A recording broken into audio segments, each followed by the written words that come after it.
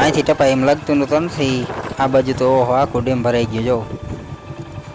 હવે અહીંથી પાણીનો પ્રવાહ તો બહુ સારું છે.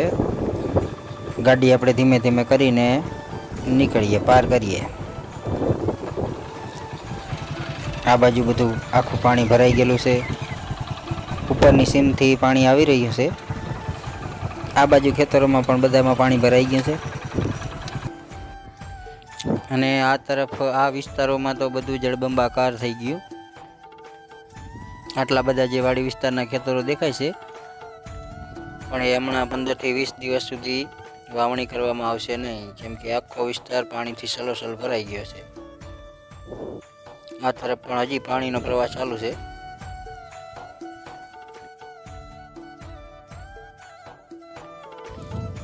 હવે આપણે અહીંયાથી આ તરફ જવાનું છે.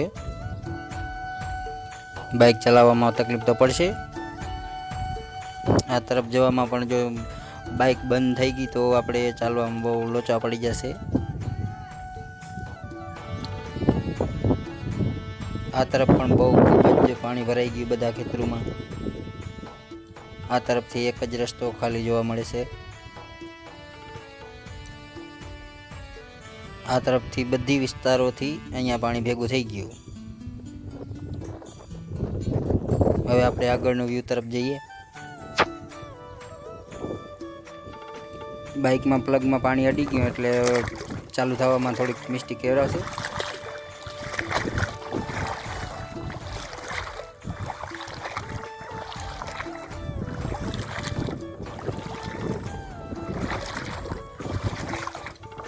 હવે જઈએ બાઇક તરફ અને કીકો મારીએ. જો ચાલુ થઈ જાય તો વાંધો ના આવે.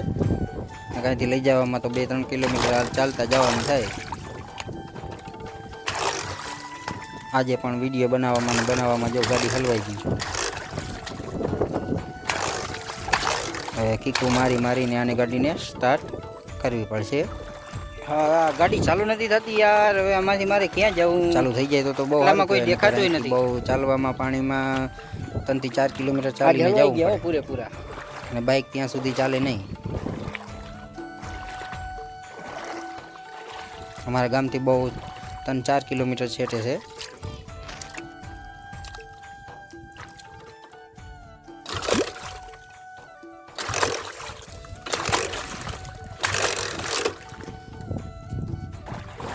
આમાં કોઈ તમને કાંઈ આઈડિયા હોય તો કહેજો મને.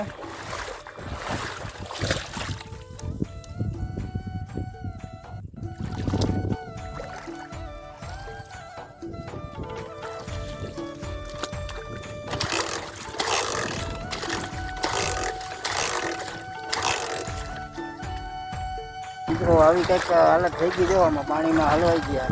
મોટરસાઇકલ લઈને આ બાજુથી આવતો હતો અને અહીંયા ગાડી બંધ પડી ગઈ.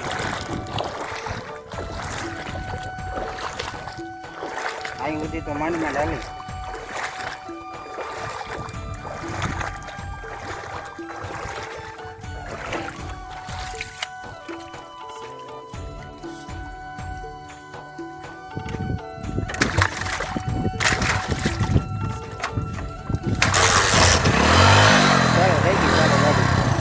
થઈ ગયો ચાલો ભાઈ.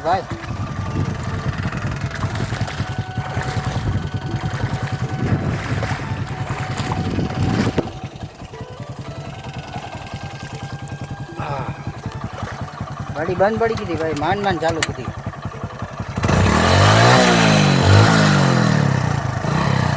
હવે વ્લોગ જેવા કોઈક લકી માણસ આવ્યું લાગે. ગાડી ચાલુ થઈ ગઈ આપણી. હવે બસ ગાડી ચાલુ થઈ જાય એટલે આપણે કોઈની વાત જોવાની થતી નથી. તરત એ તડાતર કરતું ઘર ભેગી. હા યાર, આમાં થોડું રહેવાય વિડીયો બનાવવા માટે. અહીંયા સીધું હવે ઘરે જઈને બ્રેક કરવાની થાય છે. બાકી હવે આમાં ચોમાસામાં બહુ વધુ રખડાય નહીં ને બહુ આંટા મારવા નીકળે નહીં. તો ચાલો મિત્રો, હવે જય શ્રી રામ. બધા મિત્રોને વિડીયો સારો લાગે તો એક લાઈક કરી દેજો. પાછા ફરી મળીએ આપણે નવા વ્લોગમાં. ત્યાં સુધી બધા મિત્રોને જય શ્રી કૃષ્ણ.